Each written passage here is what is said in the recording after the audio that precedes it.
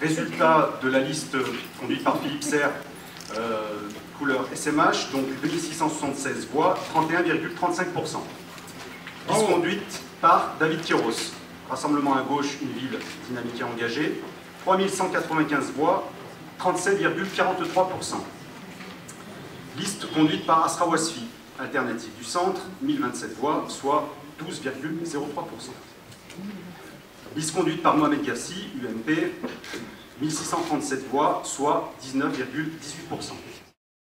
Il y a un premier constat, c'est que la liste de la majorité sortante, grosso modo, ne réunit qu'un tiers des électeurs martiniérois. Donc, au tiers certes, mais il y a un petit tiers des électeurs, deux tiers des électeurs martiniérois qui souhaitent le changement.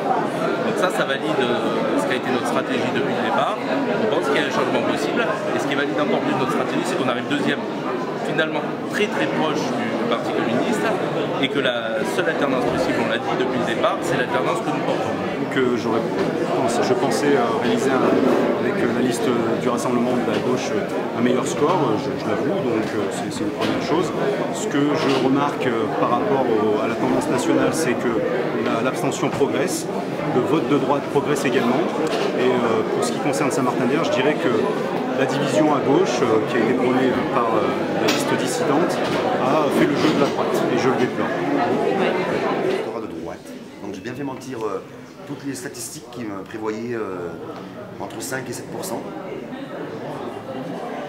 Par rapport à la forte mobilisation dont ils ont fait preuve. Et effectivement, il y a bien un électorat de droite. Les chiffres parlent d'eux-mêmes. On va continuer à mobiliser, et puis on jouera peut-être la gagne, qui sait. Ouais. Avec des alliances possibles? Je n'exclus rien.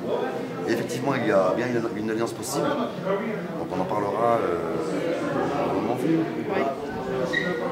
Il n'y a pas de danger de la droite aujourd'hui, c'était une des conditions du Rassemblement de la gauche.